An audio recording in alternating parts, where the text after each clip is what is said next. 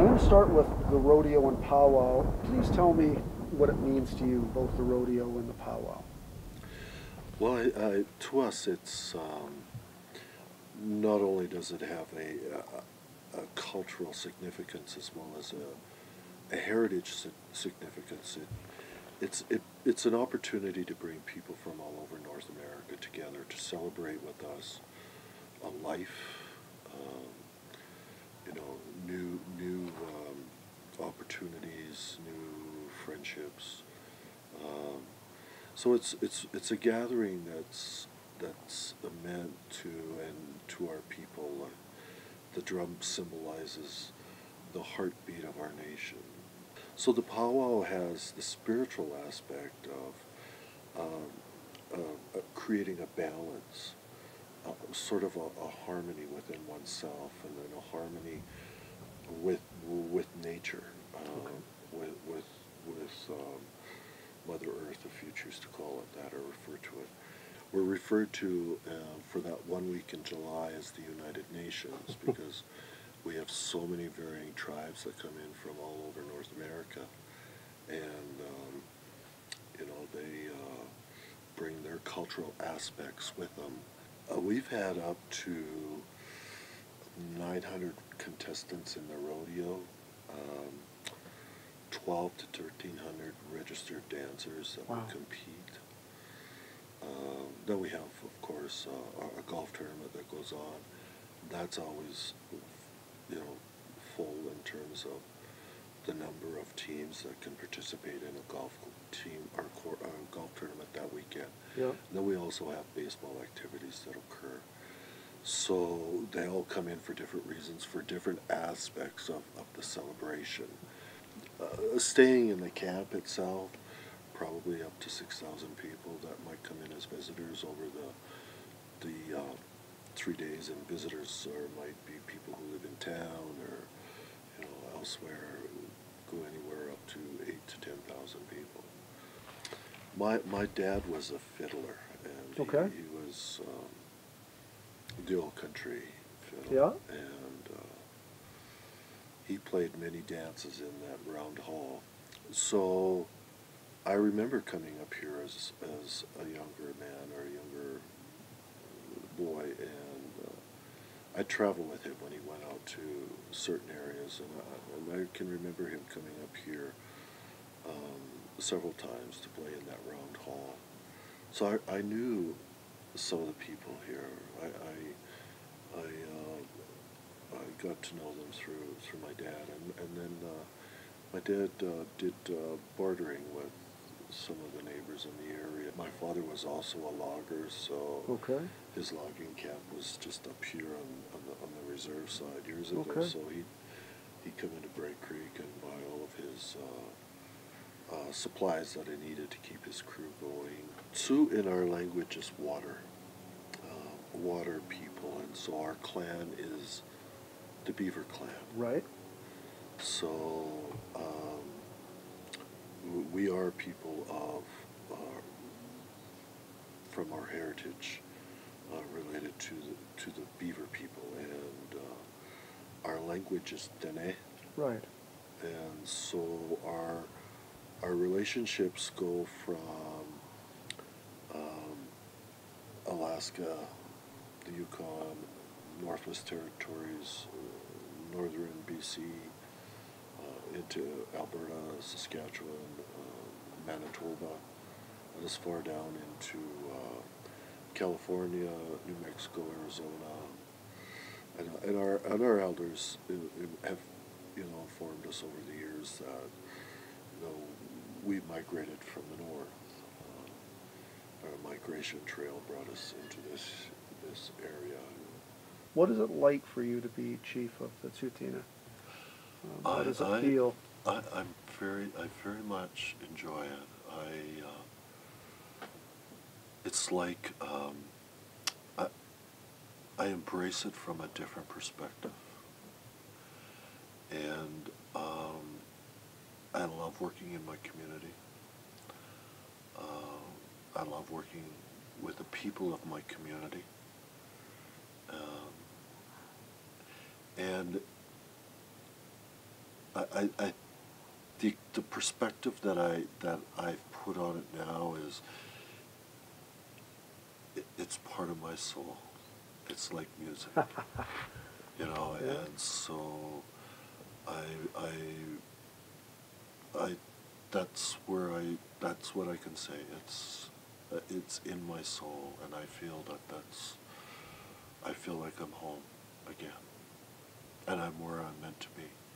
But part of that as well is not just my own community. I have responsibilities outside of that. I have a responsibility to maintain a relationship, you know, with people in, you know, in government or civic politics, or we have to reach out to be good neighbors and participate, you know, in the activities of their lives is as important as the activities in our lives. Sure. And we need to appreciate that, you know, that, and I think that's where our strengths are. And we're setting the stage, because I see it so important for us to set the stage for future generations and put in place the tools, the governance structures, you know, the proper operations structures of the nation in place so that when they take over, we're not leaving a mess for them. Right. We're enhancing their ability to govern. Of course, education is also, you know, a top priority for me. You know, trying to work with our young people and you know, develop a process where they can, where we can evolve a structure with them in terms of involving them in the community, preparing them for leadership, but at the same time encouraging them to you know, go work on a cruise line in the winter and you know, see the world. Those are the things that I want. So as the more that they experience out there from a different experience, and university is just one level of learning. Sure. When you leave there, that's not the only place where you're going to learn. So it just provides different points of view and perspectives that I think people should have the opportunity to gain. I'm enjoying working with the men and women I have to work with, that the people have chosen to represent them in council, and I have a huge amount of respect for them. When I left in 2001, my son passed away in 1999, and that was my real driving force from leaving. How old was he? He was 17. I felt I felt like somebody had ripped my heart out of me and took my soul with them, you know, and so I was very angry. I went through all of the emotions of a parent that has experienced the loss of a child, and I felt at the time in 2001 that I was not serving any interest to myself and or the community, and that's when I chose to meet with my own people, and I knew that I needed to rebuild me, you know, and I rebuilt a foundation that I'm very happy with. Wow. I left when I was emotionally and spiritually bankrupt. I'm going back now and feeling like I'm full and Beautiful. Appreciating the role and understanding the role, and from a much different perspective. We evolve into people who we are really we go back to where how we were raised, and the values and the principles and the beliefs, the structure, Yeah. you know, and I feel like I've taken on that role in a very meaningful way, you know, with my brothers and my sister, and family's very important to me, and as well on my wife's side too. Like she comes from a large family, so she's the only girl out of 9 brothers, but they're all my good friends. Doctor, what does the land mean to you?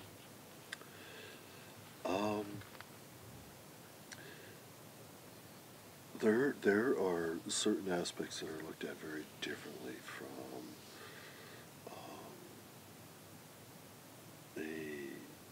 from other cultures in regards to how we view the land. And some religions express it in their book of knowledge or their book of prayer by indicating, you know, from dust to dust, you know, we shall go. And Yeah. so we take that sort of build on that connotation, and we're respecting the relationship we have. So it wasn't just about, you know, plowing up a garden and planting potatoes or vegetables. It was more about, there were other aspects that went with it. We were raised to appreciate the elements of life that sustain us. And through that, you know, looking for the blessings to continue to sustain us into the future. I'm proud of what I've been able to accomplish. I'm proud of my 4 children and love them all very dearly. And I'm proud of having the opportunity to serve as chief. Do you have a historical figure that you most identify with? Lincoln. Okay. I have been since I was a child, and I don't know what it is that draws me to that man. I admire. Historically, he's my hero in terms of, you know, the great accomplishments he made in his life, and the challenges that he overcame in his life. And no, so from that perspective, from a worldly point of view, I admire greatly Lincoln. I always felt a connection between him and I remember the first time I went to Disneyland and we went into the theater where they had Lincoln standing on stage speaking. I was so engulfed. I just wanted to go up there and, you know, hug him. And to me, he was such an important figure in all of our lives around the world. But from my own people, there's so many, you know. I had so many mentors and so many aunts and uncles and teachers, and a great admiration for all of them. And so I think the most accomplished in terms of, you know, the relationship that has evolved to who we are now probably had to be Chief Bullhead. But personal people that I put up on that pedestal are most, you know, most of my old people when I was chief have left. Chief Bullhead was the chief that negotiated a terms of agreement that they entered into and established our nation as This is for Treaty 7? No, yes. And then established where we are now. Okay, so he was the Through founding chief. Yeah, through his steadfast, through his determination, through his persistence. You know, watching his people suffer through the winters and being hauled to Fort McLeod for the winter because they wouldn't let them, you know, live here. They kept trying to send them back to Hazar is the area. Um, so, but this was his home, and so um, he represents the community well, and all the way from our newborn up to our oldest. Yeah. That was the chief. That's the chief everybody admired and look up to. Yeah. I just want to convey that, we have to create a place where we value one another as human beings, and because that's who we are first. We're just human beings, and our cultural blessings on either side or in either culture is just an opportunity to recognize who we are as people. So I think for me, I want to really stress the importance of being able to develop communication in an appropriate fashion, and to move beyond mindsets or beliefs that may hinder the relationship, or evolving to a friendship. So